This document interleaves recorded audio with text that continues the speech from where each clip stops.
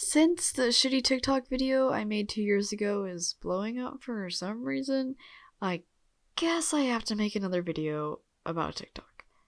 Hello, I'm your local witch, and today I will be discussing a problem that has been occurring since the beginning: the sexualization of minors on TikTok. What you know about rolling down in the deep? When your brain goes numb, you can call that mental freeze. When these people... Ever since the beginning of Musical.ly, the original predecessor of TikTok, children have been seen doing very provocative dances and trends, which many may not even know the sexual innuendos it entails. Regardless if they know the meaning behind the lyrics or the dance moves, the fact that they are able to broadcast themselves that way to millions of people online is very concerning.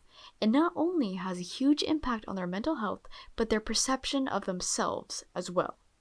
These days, I feel like kids are trying to adhere to a beauty standard for grown women, rather than trying to be confident in their own age.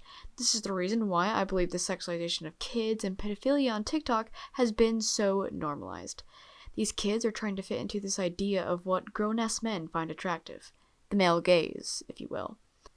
Kids shouldn't be concerned about their looks at all, especially at such a young age anyways, but it's kind of unavoidable when they have spent the majority of their lives on the internet. I think this is where the parent's job comes in. They are entitled to every aspect of their child's life. Everyone deserves their own privacy, but I do think what they post online should be regulated by their parent or whoever takes care of them. I think a lot of parents these days don't realize how easy it is to broadcast yourself to the entire internet and expose themselves to pedophiles. They see all these grown women and men dancing to songs about sex, which is not inherently wrong. I watched those Kaito Start Kaito MMDs as a kid. I can't judge.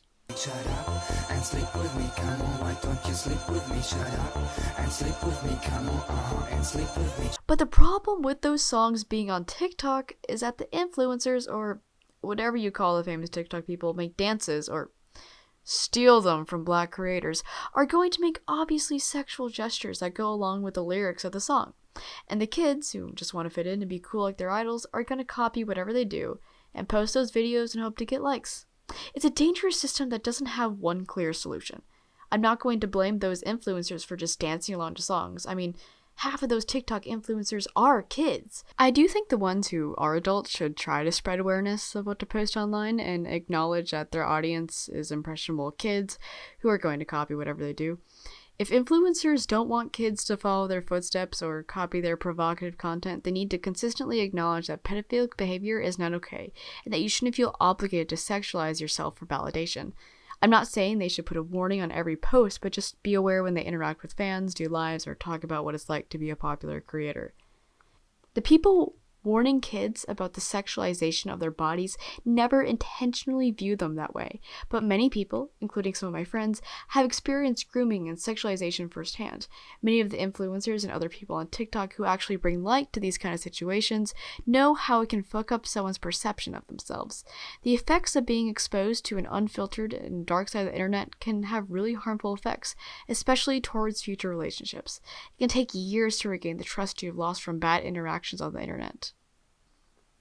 The algorithm doesn't help at all either. TikTok doesn't push out fun videos to laugh at on the For You page. They show trends which heavily focus on having a symmetrical face, thin features, and dancing trends. And I'm just talking about face value and not the personalized For You page that many people and myself have.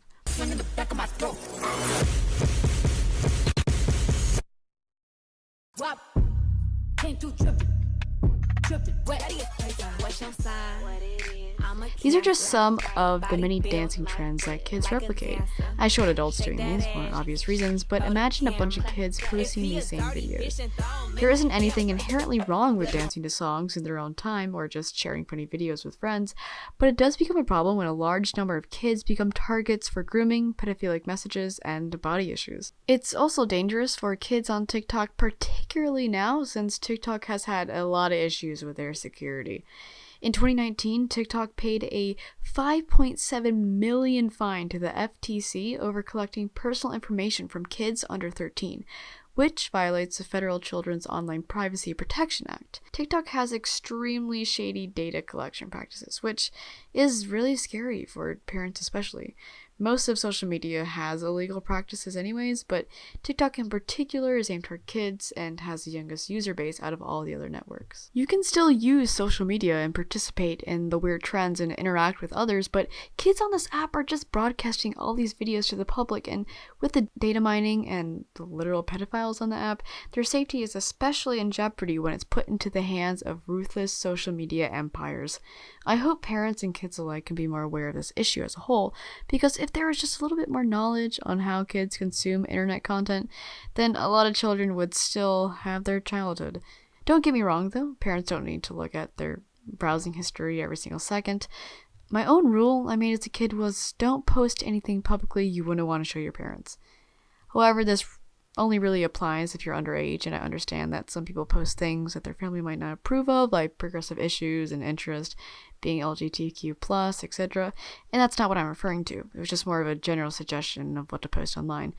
Perhaps my fear was due to being a middle schooler during the whole cringe era, and seeing literal kids being bullied for having interest was really fucked up. Kids deserve to have creative freedom, just safely, so they aren't exposed to anything that could screw them up for the rest of their life. Hell, I basically had unfiltered internet access and I turned out fine. However, I mostly just used my computer to play Minecraft economy servers.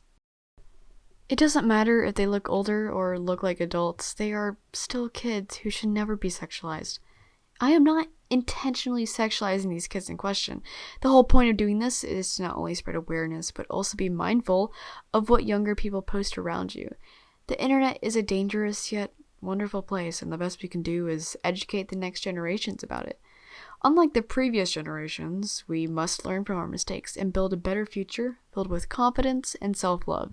And not fuck up the earth and the economy, please. Anyways, I hope I got my point across well, and if you have any questions or any personal experience with this issue, don't be afraid to leave a comment and start a discussion. As always, have a wonderful day.